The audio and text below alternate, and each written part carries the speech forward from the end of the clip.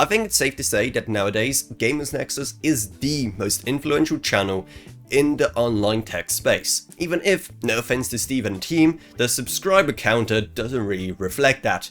I mean, I'm definitely not one to speak here because, well, look at my subscriber count, but still, you get my point. They are very, very influential. Naturally, there's the massive Newegg drama that's happening right now, but even before that, you are probably exposed to some of the findings already. For example, you've probably seen quite a few jokes about Gigabyte's products around the time that they started exploding over at the Gamers Nexus lab. And you've probably seen quite a shift in the reputation of NZXT when Gamers Nexus found that one of the cases was a fire hazard. And probably the most infamous, if you even mentioned mounting an AIO cooler or anyone else mentioned mounting an AIO cooler, then they would have been flooded by links to Gamers Nexus videos explaining which ways you should not mount an AIO cooler. So yeah, Gamers Nexus is quite the powerful channel right now.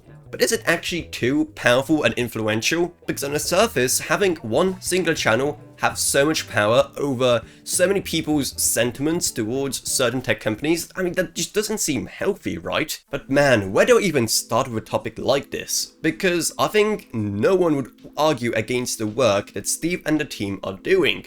Because I don't think anyone thinks it's a bad thing that the kind of stuff that Newegg is doing, for example, is getting exposed. The problem that many people have been having is that through a single video, the online sentiment towards a company can change rapidly, and a lot of the time it can be just unjustified. Now yes, for the most part it is just, harmless memeing at a company who messed up in some way.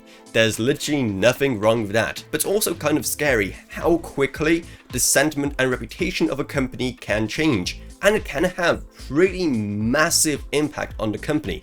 Seeing how many people are already talking about boycotting the company, I mean, it just goes to show exactly how influential their videos can be. But that just reveals a whole other issue. You have the right to be mad at a company, obviously, make fun of a company all you want, don't buy their products all you want, whatever. But at least do it for the right reasons. And that's where the main issue lies. Because in a matter of days, maybe even hours, in-depth, complex issues get boiled down online into just generalized one-liner statements like Newegg bad, Gigabyte bad, NZXT bad, etc. And if there's one thing you just can't say about Gamers Nexus, is that the videos are that shallow, because they're not. When it comes to big tech channels, they're the ones that go the most in depth. And they won't just say, hey, by the way, we had some Gigabyte PSUs explode. They go into painstaking detail talking about why and how it happens. And the same thing is happening right now with the Newegg story. They didn't just expose a pretty bad return policy, they literally flew over to Newegg headquarters and tried to interview them about what on earth is going on. That is dedicated in-depth journalism if I've ever seen it. So the entire Gamers Nexus team isn't quite the issue here.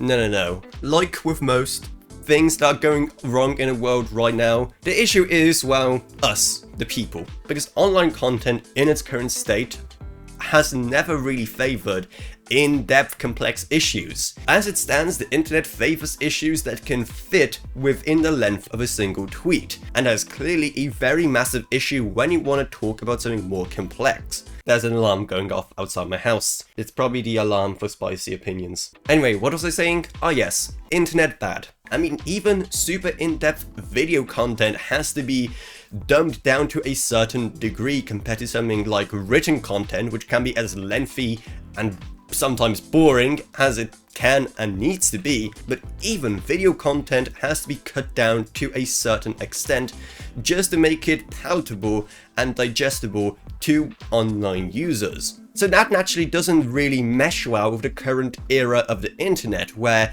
you want to know stuff quickly, you want to know what to buy quickly, you want to know what you shouldn't buy quickly, what exactly you need to build your next PC, to upgrade your PC, what kind of tech you should avoid, and that has kind of been the direction that the industry as a whole has been taking. Understanding and buying tech has become so much simpler now.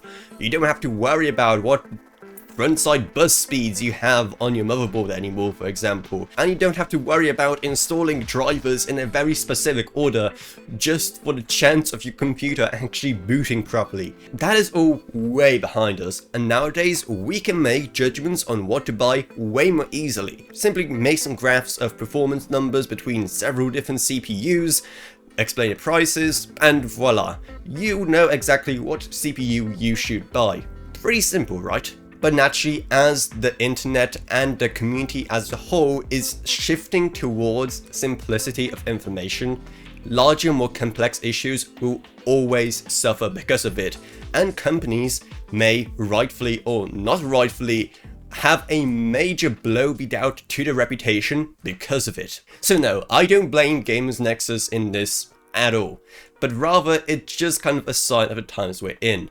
And I do genuinely hope that they don't stop doing this. I do genuinely hope that with all the fame they have gathered in the past few months, they will try to reverse this trend, and they will continue to expose companies whose products may be unsafe or who may be doing some very sketchy stuff. It's also going to be useful for other tech YouTubers like myself.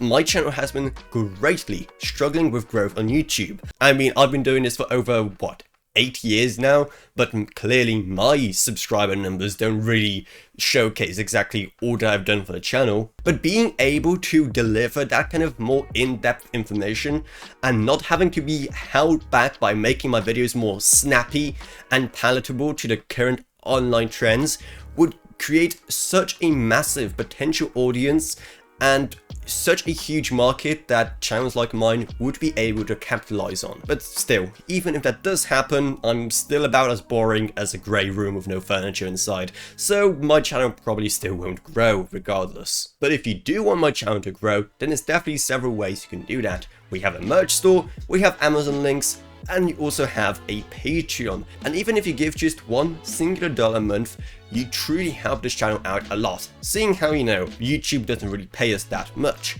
Plus you get awesome perks as well to go alongside it. I'd also love to thank my existing patrons Gavin Burns, Ryan, OKB, Meg Sumner, Shane Allcroft, Lance B, Conor Gage Clothing, and Jesse Herberman. Thank you guys so much, support truly goes a long way. Down there you're also going to find our Discord server if you want to talk to me or us at this or whatever else really, plus down there's our social media links as well. But anyway, that's it. I hope you enjoyed this, well, rather bland video. If you did, then remember, subscribe, like, whatever, and I'll see you all in whatever I make next. Goodbye everyone, goodbye.